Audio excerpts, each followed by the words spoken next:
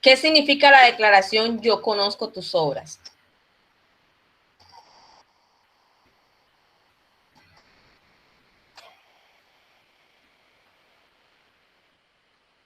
No lo hagan todos al tiempo. Significa que Dios tiene el conocimiento pleno de todo lo que sucede en sus iglesias, sea bueno o malo. Exactamente, muy bien. ¿Qué patrón se repite cuando Dios le habla a cada una de las 7 iglesias?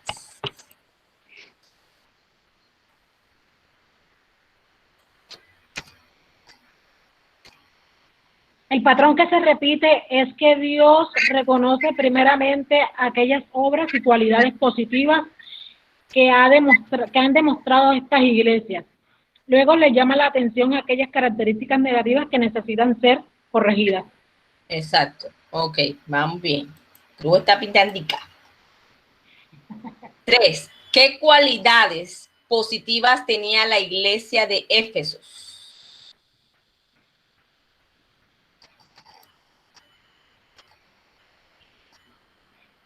Su trabajo duro para echar hacia adelante, su paciencia o sabiduría, o su paciencia o ha sabido esperar en el Señor. Ha sido una iglesia esforzada, luchadora, pero a la vez una iglesia paciente y celosa de la sana doctrina. Ok, muy bien. ¿Cuál era el problema que tenía Éfesos? Esto está fácil. Había dejado su primer amor. Exacto, por favor, esta está re fácil. Lo que le ocurría a Éfesos le puede ocurrir a la iglesia de hoy. ¿Y por qué? Sí le ocurre y le sigue ocurriendo porque dejan de orar, dejan de estar en comunicación con Dios. Exactamente. Sí, porque dice la palabra que el amor de muchos se enfriará. Bien, ¿qué significa la expresión quitar el candelero de su lugar? Quitar el candelero de su lugar.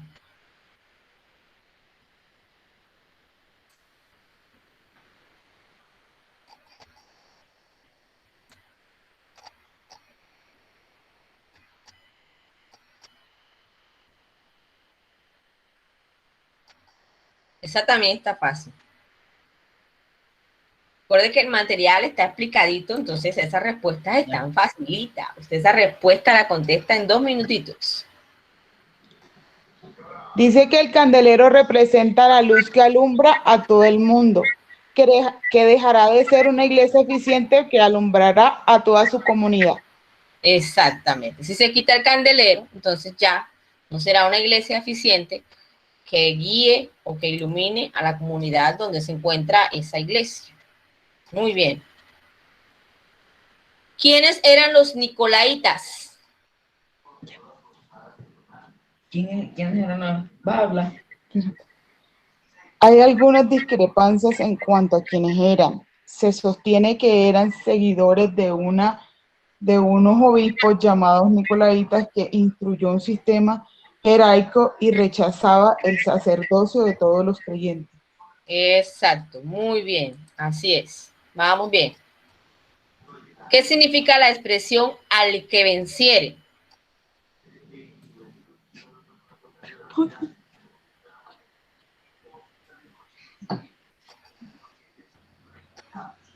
Quiere decir Hay una que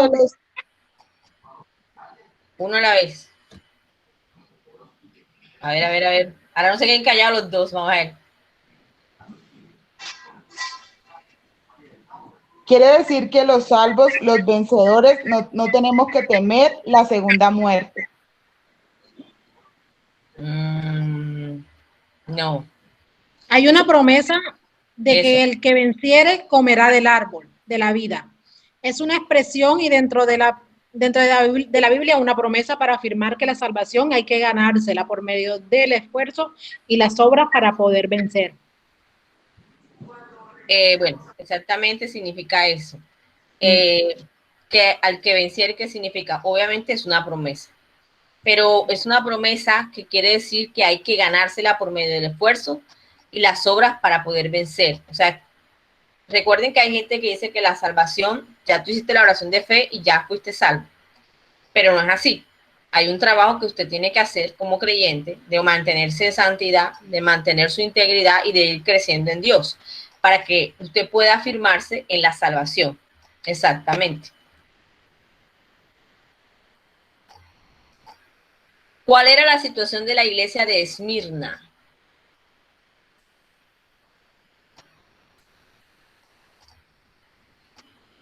Una iglesia llena de tribulación y muy pobre. Sin embargo, a los ojos de Dios era una iglesia rica.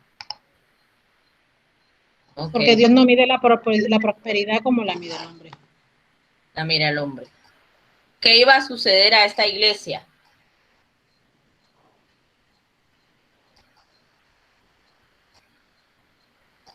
Iba a ser exterminado. Ah, mi papito lindo. De ahí venía una tribulación a esa iglesia, una persecución durante 10 días, les dijo el Señor.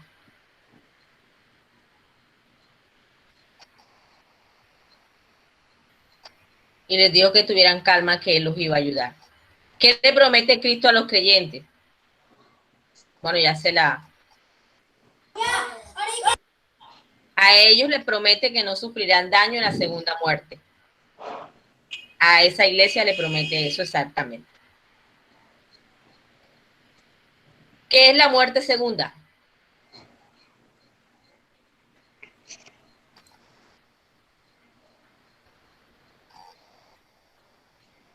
Es el lago de fuego, donde irán los cobardes e incrédulos, los abominables y homicidas, los fornicarios y hechiceros, los idólatras, y todos los mentirosos tendrán su parte en el lago que arde con fuego y azufre, que es la muerte segunda. Ok, muy bien, vamos bien. Bien, eso me... Bueno, ya no habló hoy solo la hermana Fara, también habló Cruz, Parley, Yurley, Itaí. Bueno, ya estamos hablando más. Gloria a Dios, Señor. Vamos a entrar al estudio 3. Mensaje a Pérgamo y a Tiatira. Vamos a ubicarnos en el libro de Apocalipsis, capítulo 2. Vamos a leer el resto del capítulo. Vamos a leer del 12 al 29. Leemos en el nombre del Padre, del Hijo y del Espíritu Santo. Amén. Bien. Y escribe el ángel de la iglesia en Pérgamo, el que tiene la espada aguda de 2 filos, dice esto. Yo conozco tus obras y dónde moras, donde está el trono de Satanás. Pero retienes mi nombre y no has negado mi fe, ni aun en los días en que Antipas, mi testigo fiel, fue muerto entre vosotros, donde mora Satanás. Pero tengo unas pocas cosas contra ti, que tienes ahí a los que retienen la doctrina de Balaam, que enseñaba a Balac a poner tropiezo ante los hijos de Israel, a comer de cosas sacrificadas a los ídolos y a cometer fornicación. Y también tienes a los que retienen la doctrina de los nicolaitas, la que yo aborrezco. Por tanto, arrepiéntete, pues si no, vendré a ti pronto y pelearé contra ellos con la espada de mi boca. El que tiene oído, oiga lo que el Espíritu dice a la iglesia. Al que venciere, daré a comer del maná escondido, y le daré una piedrecita blanca, y en la piedrecita he escrito un nombre nuevo, el cual ninguno conoce, sino aquel que lo recibe. Bien, hasta ahí, hasta el versículo 17, tenemos el mensaje de Pérgamo. Lo que queda hoy día son las ruinas de lo que fue el pasado, una gran ciudad. En los tiempos del Imperio Romano era una importante ciudad donde estaba ubicado el centro de administración provincial romano. Es decir, Pérgamo era sede en esta región del gobierno de Roma. Por consiguiente, la descripción de Jesucristo como el que lleva una espada aguda de 2 filos le recuerda a los cristianos esta ciudad, que por encima de las autoridades imperiales está la autoridad de Cristo. La espada sale de su boca, lo cual representa la palabra de Dios. La frase donde Satanás tiene su trono se refiere a que en dicha ciudad, como reseñan los historiadores, existía un centro de idolatría y culto al emperador. La influencia de este culto era muy fuerte en este lugar. Sin embargo, esta iglesia pudo resistir esa influencia y no renegó de su fe, a pesar de que uno de sus líderes pagó con su vida y fue allí martirizado. Bien, en esta primera parte que estamos viendo, debemos ubicarnos en algo. En Pérgamo estaba la administración del Imperio Romano de aquel tiempo, que recuerden que en algún momento fue tomado el pueblo de Israel y vino Nabucodonosor y estuvo una influencia y vino todavía la influencia romana y se apoderó y supuestamente usted podía andar por ahí libre, pero realmente quienes tenían la mayoría del poder eran los romanos y no los judíos. Más sin embargo, los judíos, los que quedaban fieles al Señor, se reunían en esta iglesia y hablaban de Dios y seguían a Dios. Pero, ¿por qué le llama donde Satanás tiene su trono?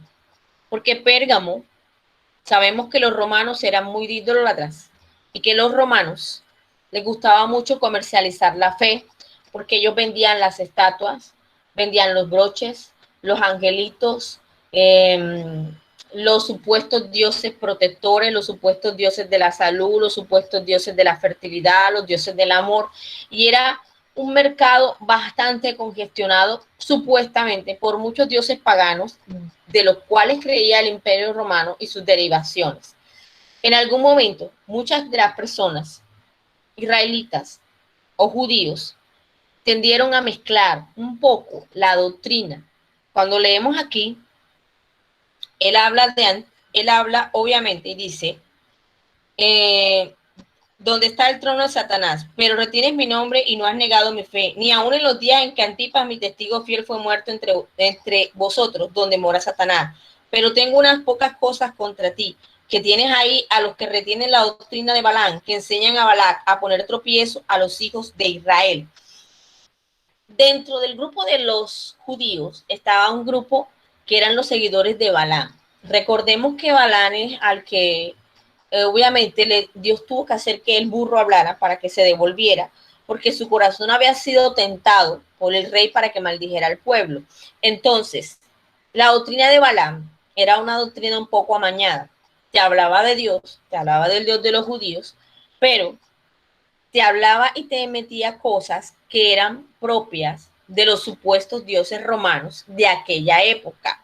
Entonces, querían dañar la doctrina del evangelio y metían cositas para ganarse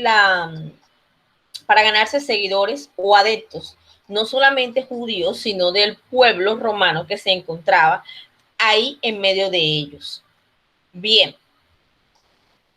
el Señor nos habla que la palabra de Dios es viva y eficaz y más cortante que espada de doble filo. Y nos está hablando en esta parte de una espada aguda de 2 filos. Y esa es la palabra de Dios.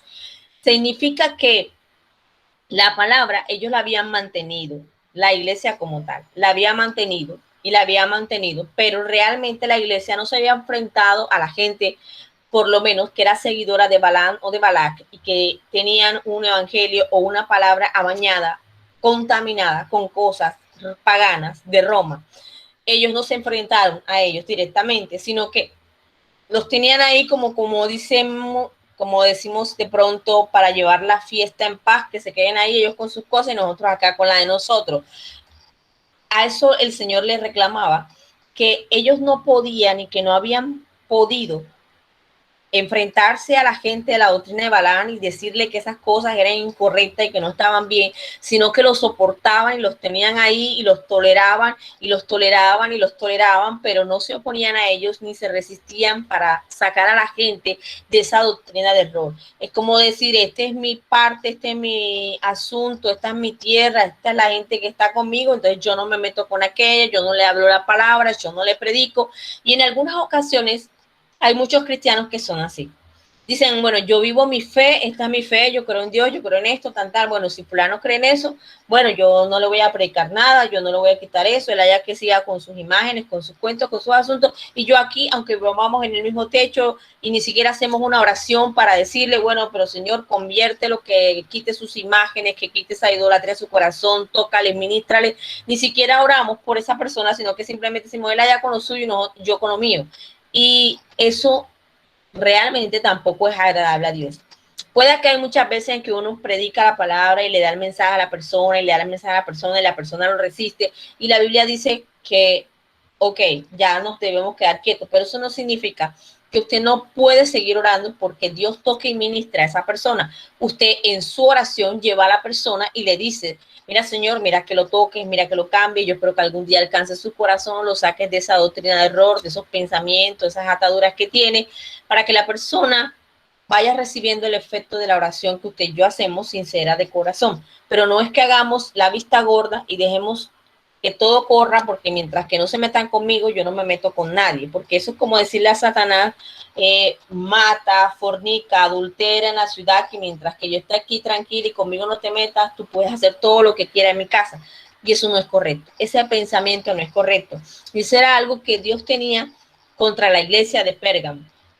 Al ser la provincia que era administradora de los romanos, del imperio romano, obviamente ellos allí tenían sus cantinas, sus bares, su centro de idolatría, y si usted de pronto llega a leer sobre ellos, se va a dar cuenta que tenían una infinidad de dioses en los que creían, porque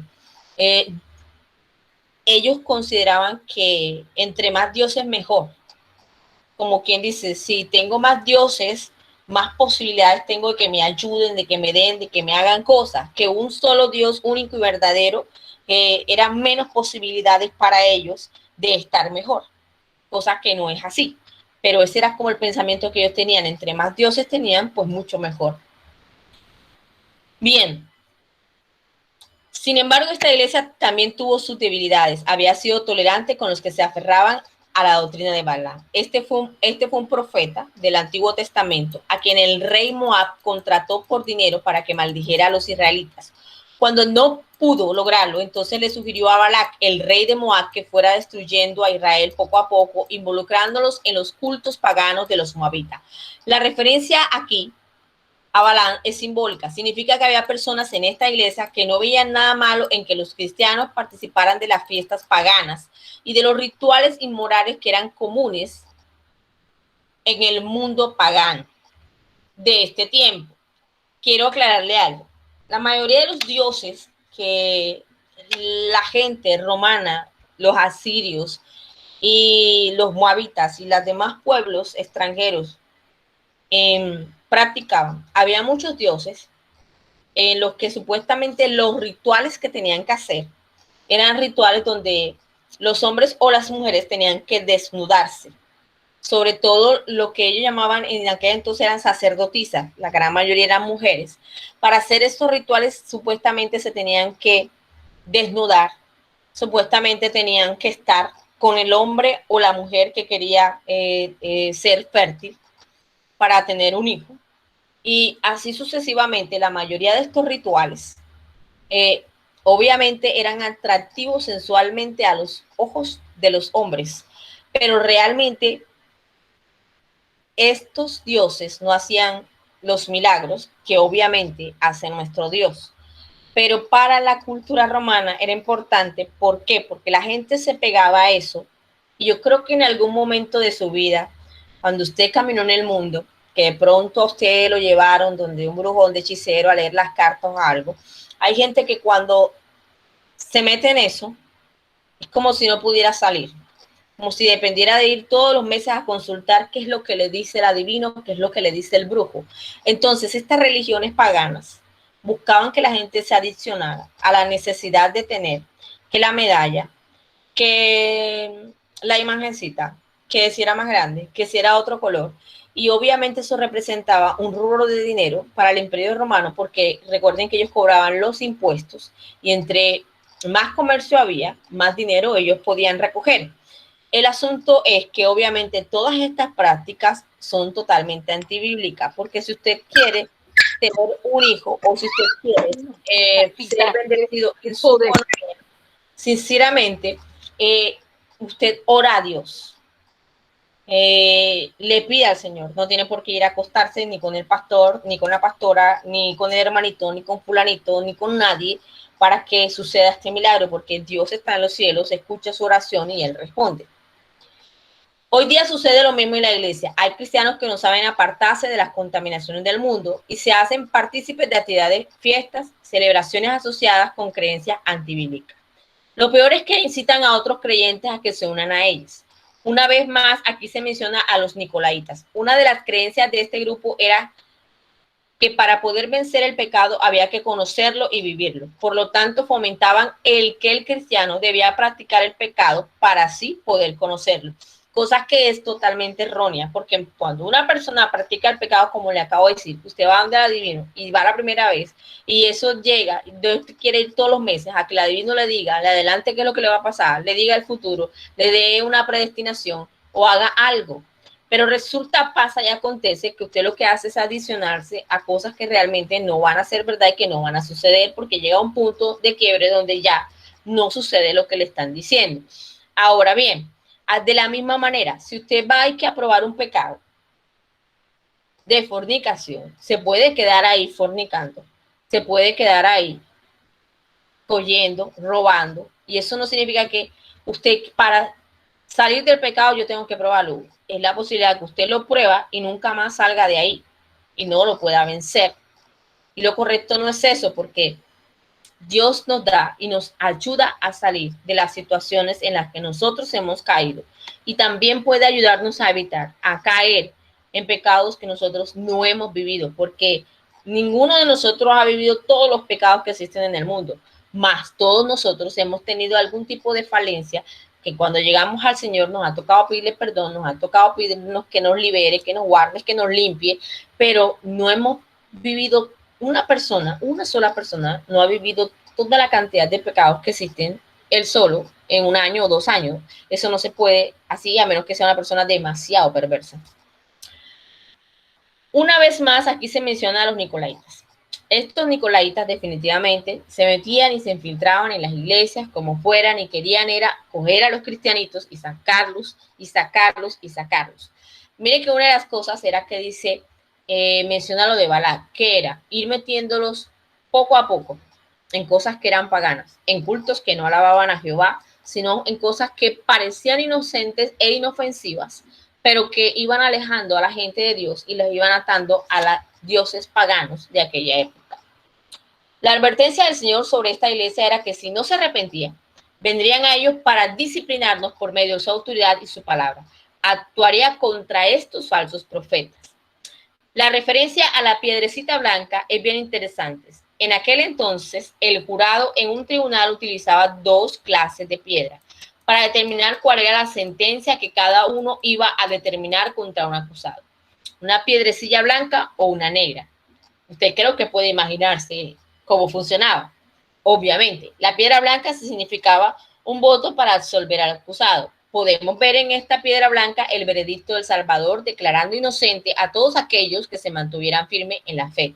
Obviamente, la piedrecita negra, cuando era sacada en medio de un juicio, significaba que la persona definitivamente era sentenciada a muerte o a la pena máxima de acuerdo a lo que habían en ese momento cometido. Recordemos que las culturas romanas, las culturas extranjeras, eran culturas que verdaderamente tenían cosas que no eran buenas y eran, cuando emitían algunos juicios, eran cortar cabeza, era matar, era guillotinear, era definitivamente la muerte de la persona sin remedio. Ahí había que probar una inocencia bastante contundente. Ahí no había que dejemos que aquí que miremos si hay o no hay, de pronto es inocente, de pronto no, dejémoslo un año. Para ellos era más fácil definitivamente cortarles la vida, porque ese era el pago por casi que muchas de las penalidades. Amén.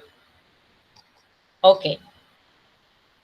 Yo le agradezco que usted apague su cámara para que la grabación sea mejor, porque estamos grabando.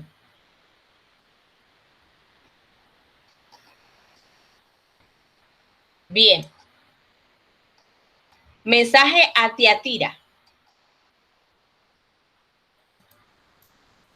Leemos el siguiente texto del mensaje hacia Tiatira en la Biblia y dice: y escribe al ángel de la iglesia en Tiatira, el Hijo de Dios, el que tiene ojos como llama de fuego y pies semejante al bronce bruñido, dice esto: yo conozco tus obras y amor y fe y servicio y tu paciencia, que tus obras postreras son más que las primeras, pero tengo un poco cosas contra ti, que toleras que esa mujer Jezabel, que se dice profetiza, enseñe y seduzca a mis siervos a fornicar y a comer cosas sacrificadas a los ídolos. Y le ha dado tiempo para que se arrepienta, pero no quiere arrepentirse de su fornicación. He aquí, yo la arrojo en cama y en gran tribulación a los que con ella adulteran, y si no se arrepintieren de las obras de ella, y a sus hijos heriré de muerte, y toda la iglesia sabrá que yo soy el que escudriña la mente y el corazón, y yo os daré a cada uno según vuestras obras. Pero a vosotros y a los demás que estás en Tiatira, a cuantos no tienen esa doctrina y no han conocido lo que ellos llaman las profundidades de Satanás, yo os digo, no os impondré otra carga, pero lo que tenéis, reténlo hasta que yo venga. Al que venciere y guardare mis obras hasta el fin, yo le daré autoridad sobre las naciones, y la regirá con vara de hierro, y serán quebrantadas como vaso de alfarero, como yo también la he recibido de mi Padre, y le daré la estrella de la mañana, y el que tiene oído, oiga lo que el Espíritu dice a la iglesia. Amén. Algo interesante en esta parte es que Dios es justo, y en esta parte Él muestra su justicia. ¿Por qué? Porque Él no dice que va a coger a toda la iglesia. Él dice exactamente que a los que siguen a Jezabel y que han practicado con ella lo que es desagradable a ellos, a esto, yo óigalo bien, porque la gente dice que no, pero yo quiero que usted lo oiga y lo entienda. Realmente, usted hace un pecado y Dios le está hablando, y Dios le está instando, y Dios le está procurando que usted cambie una conducta, que usted deje de hacer algo que no es agradable a Dios.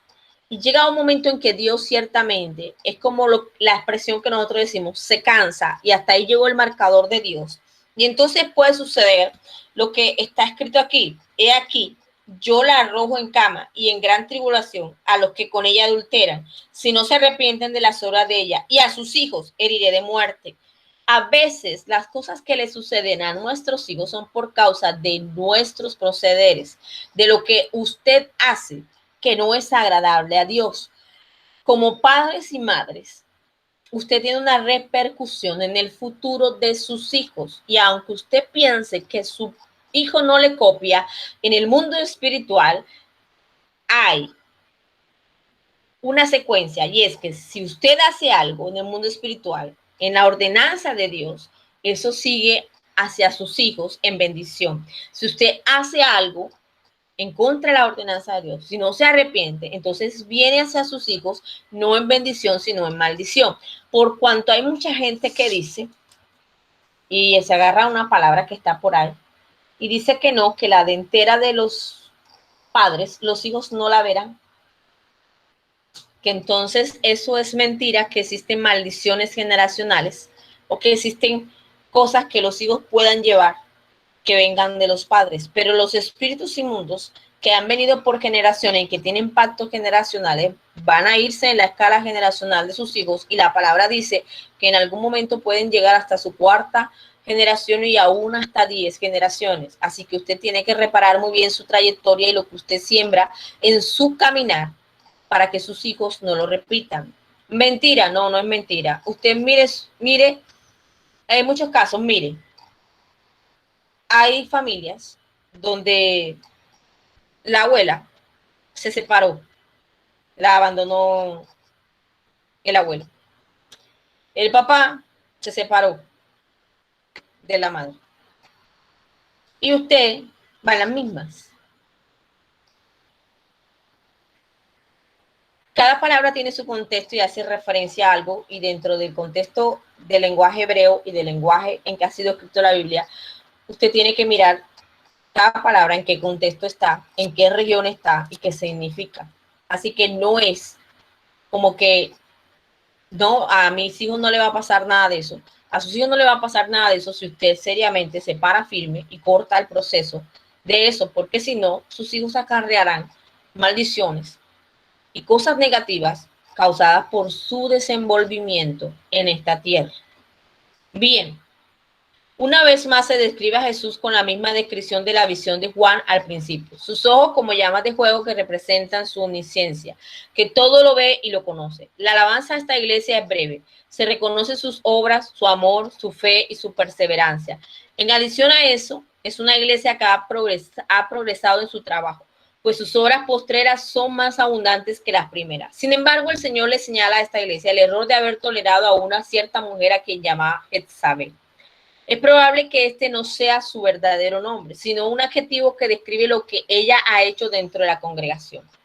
Jezabel fue una reina pagana que fue esposa del rey Acab. Todos conocemos esa parte, y que por cierto corrigió a Elías, y que introdujo en Israel el culto a Baal en su inmoralidad sexual. Seguramente esta mujer estaba haciendo algo parecido en la iglesia. Se hacía llamar profetisa, pero estaba siendo instrumento para desviar a los creyentes de Tiatira. A pesar de su depravación, le había dado tiempo a esta mujer para que se arrepintiera de su maldad, pero ella no lo hizo. Por eso dice que sería arrojada en cama. Dios le enviaría como castigo una dolorosa enfermedad y de igual manera castigaría a todos los que siguieron su enseñanza, incluso a los hijos de ella, y heriría a muerte. No es claro si eran hijos nacidos de ella, que eran parte de su maldad, o si se refiere a seguidores. Pero lo importante aquí es que ella, junto con todos los que estaban asociados a su maldad, iban a sufrir las consecuencias. Su castigo iba a demostrar que el Señor no es tolerante con el pecado, ni le pesa la mano como en ocasiones hacen las iglesias. La gente piensa que es mentira cuando de pronto llega un profeta y le dice: arrepiéntete de tus caminos, que el Señor va a traer un juicio contra ti.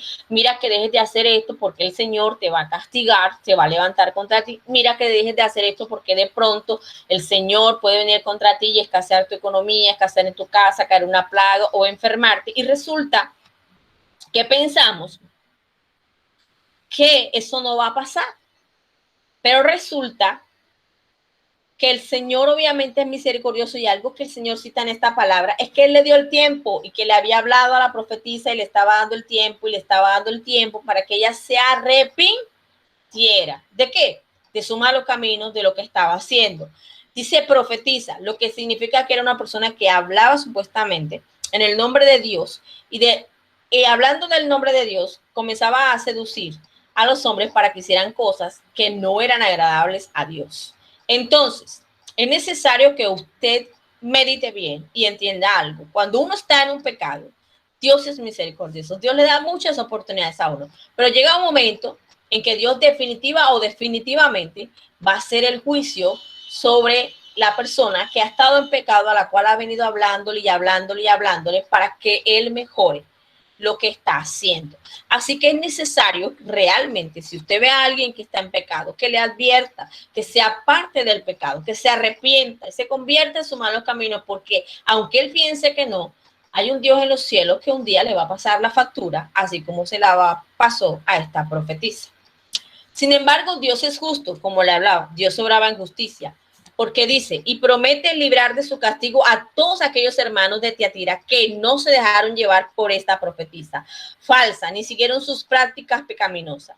Hace una referencia a las profundidades de Satanás. Esto es una advertencia que está vigente hoy. Hay cristianos que no se conforman con las enseñanzas claras y sencillas del Evangelio y se pasan buscando cosas misteriosas que ellos entienden que son profundidades espirituales. Hablan de revelaciones especiales, de revelaciones ocultas y misteriosas que solo ciertos superungidos pueden comprender. Juan le llama a estas profundidades de Satanás. Por esta razón, el Señor exhorta a los creyentes a mantenerse en las promesas que ya tiene en su palabra, en las cuales están completos hasta que Él venga. La promesa a los fieles es que reinarán con Cristo en la eternidad. Amén. Usted y yo siempre le he enseñado algo, y es que usted tiene que leer la palabra de Dios, que usted debe tomar las citas bíblicas, que usted debe escribirlas. Cuando tenga un tiempo entre la semana, debe leerlas y confirmar la enseñanza que usted recibe en su iglesia, que recibe en su templo, que recibe con nosotros, y confirmarla y estudiarla para que usted confirme que lo que se está hablando realmente es algo que está escrito en la Biblia, es algo que verdaderamente le está enriqueciendo. Pero que nadie venga y diga, es que a mí solo y solo a mí me reveló Dios esto. Es un secreto entre Dios y yo se lo voy a transmitir a usted como una enseñanza para que no. Ah, no. Una cosa es una palabra profética que Dios le da a uno, le muestra de pronto la profundidad de un problema a una persona, la debilidad de una persona, de pronto le muestra en las palabras una revelación específica sobre una situación que usted tiene. Dios hace eso. El Espíritu de Dios hace eso. Pero de pronto si nos vamos a los mormones, no espere que Dios haga lo que le sucedió a John Smith, que vino un ángel y le dijo, escribe un libro, porque es que tienes que escribir un libro. Y en base a este libro vas a abrir una comunidad y van a vivir bajo esto porque es lo que Dios quiere. Porque la escritura bíblica no dice eso. Eso fue algo que el supuesto ángel le dijo a él, pero no fue cierto. Y ciertamente no tenía ningún piso bíblico para decirle que él tenía que hacer una comunidad aparte, y con cosas aparte, y manejar cosas aparte, y eso es un conflicto grande. Vamos a ver en 1 Timoteo 6:3 lo que nos está hablando Dios para completar este mensaje. Dice, si alguno enseña otra cosa y no se conforma a las sanas palabras de nuestro Señor Jesucristo y a la doctrina que es conforme a la piedad. Dios hace una advertencia y nos dice que tenemos que tener en cuenta la palabra de Dios. Yo no lo voy a negar y le vuelvo y le insisto porque hablamos de la parte profética, las profecías existen, pero al final, aunque Dios hable, va a hablar sobre su palabra, lo que tiene para usted en base a su palabra, y va a hablar sobre sucesos personales suyos, que son muy suyos, para hacerle confirmaciones específicas sobre cosas específicas que usted ha estado preguntando a Dios o que las ha estado levantando en oración delante de Dios. Segunda de Timoteo 2:12 dice, si sufrimos también reinaremos con él. Si le negamos, él también nos negará. Amén. Nosotros no podemos negar quiénes somos y no podemos negar al Señor Jesucristo. No podemos negar su enseñanza. Le insto cada día que pase su vida a que estudie la palabra de Dios. Estúdiela. Saque un tiempo. Saque 15 minutos. Y lea un versículo y estúdielo y medítelo con Dios y mire qué le habla Dios y mire qué le está diciendo Dios. De pronto, ¿qué le está mostrando el Señor? ¿Qué le está hablando? Si de pronto, como siempre le he dicho, compre una muy buena Biblia de estudio para que la tenga en su casa, para que estudie. De pronto sí compre su Biblia para que la cargue en su bolso, para que la cargue en su morral, para que la cargue en su oficina, una Biblia más pequeña.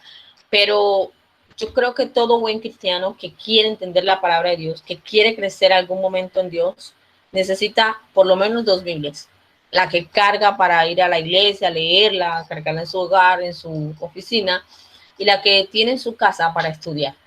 De pronto si no tiene para comprarla, porque algunas son costosas, pues en el internet hay algunas y que tenga algunas bajadas para que las leas, medite, las estudie, porque el estudio de la palabra es lo que hace que nuestra fe crezca, que nos consolidemos en Dios, que podamos de pronto cuando venga alguien con un viento de doctrina distinto a decirnos, no, mira, sí que la escritura dice esto y se puede hacer esto y usted puede coger una matica y puede hacer un bañito y de tal, cosas que no son así. Usted pueda entender que lo que le están hablando es una amañe de la palabra. Hay gente que tiene un don especial y se aprende la Biblia de tapa a tapa, pero yo aprendí de Dios que si usted lee la Biblia a conciencia, y de pronto se demora sus añitos leyéndola, cuando alguien le hable algo que no está correcto en la palabra, el mismo espíritu le va a dar convicción a su espíritu que eso no está en la escritura. Aunque usted no tenga memoria de toda la Biblia completa y pueda decir eso queda en tal parte, eso queda en tal parte, eso queda en tal parte, pero su espíritu sabe porque leyó la Biblia en algún momento que eso no está allí y le va a hacer sentir a usted como incómodo, como incorrecto con lo que le están enseñando, y usted va a investigar, porque lo correcto es que usted investigue y no que trague entero. Hay gente que se desvía después de haber conocido el poder de Dios, después de haber conocido los rudimientos del Señor, y se desvían detrás de falsa doctrina, porque la palabra de Dios dice, la misma palabra dice que hay algunos que van a probar el poder de Dios y se van a desviar por causa de ese poder, y se van a enceguecer y se van a vanagloriar y van a crear rudimientos que realmente no son de Dios. Entonces, debemos necesariamente leer la palabra. ¿Por dónde le vamos a comenzar a leer? Le parecerá absurdo lo que le voy a decir. Comience por donde usted quiera, por donde se sienta bien. Hay gente que le dice de pronto que lea los evangelios. Hay gente que dice, no, comience de Génesis. Hay gente que le puede decir, no sé, comience por los Salmos. Realmente los Salmos son un libro muy bonito, son cánticos. De pronto particularmente yo le digo, comience por los profetas menores, que son libros de revelaciones un poco más pequeñas, más esto, y le van a ir alentando a usted como a seguir queriendo leer la palabra de Dios, porque también son libros cortos de una hoja, de 3 hojitas, de 4 hojitas, y a veces cuando estamos comenzando a leer, si cogemos un Isaías que tiene infinidad de capítulos, más de 10 hojas, de pronto usted se aburre porque dice, yo cuándo voy a terminar de leer esto. Pero cuando usted comienza a leer los profetas menores y comienza a cogerle el gusto a la lectura bíblica, entonces se le va a hacer más fácil leer un Isaías, un Ezequías, obviamente leer los salmos completos, leer los proverbios, leer el Génesis. Hay gente que no le gusta leer el libro de Levíticos, y el libro de Levíticos son las ordenanzas sacerdotales. Pero a veces nos gusta preguntar mucho, ¿por qué el sacerdote tiene que vestirse de esto? ¿Por qué no se puede usar un negro? ¿Por qué no puede ser esto? Pero resulta que el libro de Levítico no lo volamos. Génesis, para otro, porque es que ese libro levítico, eso es puro sacerdocio y pura ley y puro lo que necesita el sacerdote y cómo lo necesita. No, yo no soy sacerdote, eso yo me lo vuelo. Pero resulta que ahí ya hay cosas muy importantes de lo que el pueblo de Israel en la antigüedad hacía, como cuando la persona pronto tenía lepra porque la sacaban, que si la persona de pronto tenía roces que no debía, cómo debían ser tratados, si la persona en algún momento mataba a alguien. Todas esas cosas, esas leyes están en Levíticos. Y la gente se vuela a ese libro, pero cuando llega a cierto tema le interesa saber y quiere que uno le explique, pero no quieren leer el libro de Levítico. Yo les recomiendo que lo lea. Puede parecerle a usted un poquito canzoncito, pero léalo fresquito, léalo de a un capítulo por un capítulo y usted va a ir aprendiendo cosas sobre el sacerdocio de aquel tiempo y cosas que todavía Dios de ese sacerdocio demanda, porque la palabra dice que el sumo, cuando Jesús es ungido bajo la orden del sumo sacerdote Melquisedec, o sea que lo que el Señor había establecido en el ordenamiento de los sacerdotes desde Melquisedec tenía continuidad en el Nuevo Testamento.